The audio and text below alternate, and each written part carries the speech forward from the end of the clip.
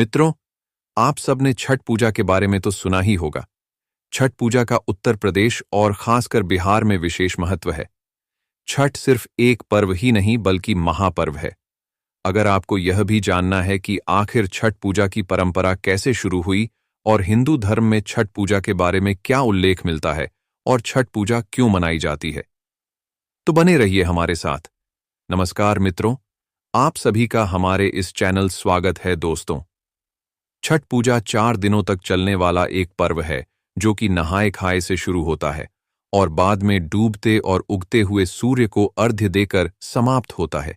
यह पर्व साल में 2 बार मनाया जाता है, पहली बार चैत्र में और दूसरी बार कार्तिक में।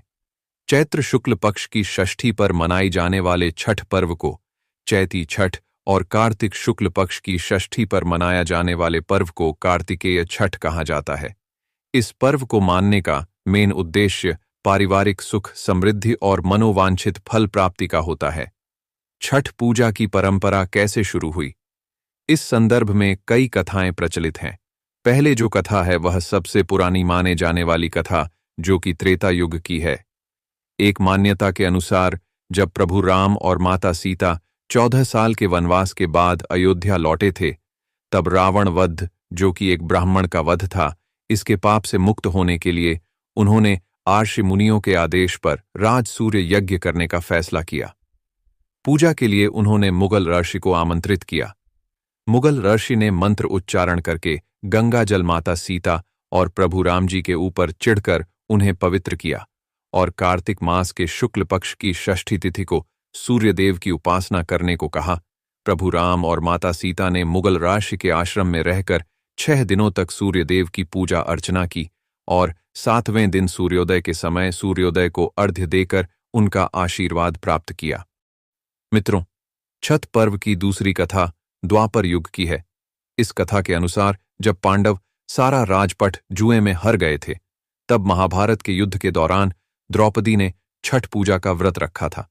इस व्रत को रखने के बाद छठ माता और सूर्यदेव का आशीर्वाद पांडवों को प्राप्त हुआ और पांडवों की विजय हुई। उनका साम्राज्य उन्हें वापस मिल गया।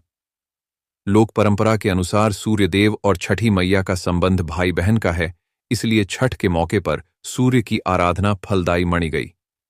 मित्रों, इन कथाओं के अलावा एक और कथा भी प्रचलित है। पुराने के अनुसार भारत के एक राज्य में प्रियव्रत नामक एक राजा था। उसकी कोई संतान नहीं थी है। वह हमेशा यह सोचकर दुखी रहता कि आखिरकार उसका इतना बड़ा राजपट कौन संभालेगा। तब राज्य पुरोहित ने राजा को सुझाव दिया कि वह अपनी यह समस्या महर्षि कश्यप को बताएं। वो उनकी समस्या का समाधान जरूर देखेंगे। फिर संतान प्राप्ति के लिए महर्षि कश्यप राजा को पुत्र शती यज्ञ करने का परामर्श देते हैं।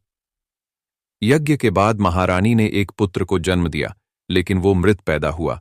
राजा के मृत बच्चे की सूचना से पूरे नगर में शोक छा गया।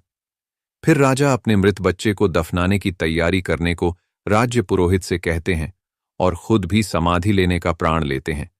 जैसे ही राजा देहात याग्निक के लिए समाधि में बैठता है और सृष्टि देवी को दिल से पुकारते हैं और माता को अपना दुख प्रकट करते हैं, तभी आसमान से एक ज्योतिर्मय रोशनी प्रकट होती है और राजा देखता है कि वह तो सक्षात्री देवी है। फिर सृष्टि देवी कहती है कि मैं विश्व के समस्त बालकों की रक्षा करती हूं, और इतना कहकर देवी ने शिशु के मृत शरीर को स्पर्श किया, जिससे राजा का पुत्र जीवित हो उठा। इसके बाद से ही राजा ने अपने पूरे राज्य में एक त्योहार मनाने की घोषणा कर दी, जिसको छठ पूजा कहा गया। मित्रों, इस प्रकार छठ व्रत की कथाएं समाप्त होती है। अगर आपको यह वीडियो पसंद आई हो तो इस वीडियो को अभी लाइक करें और चैनल को भी सब्सक्राइब करें, ताकि और ऐसी ज्ञानवर्धक कथाएं आप तक समय पर पहुंचती रहें। और कमेंट में जय छाठी माया जरूर लिखें।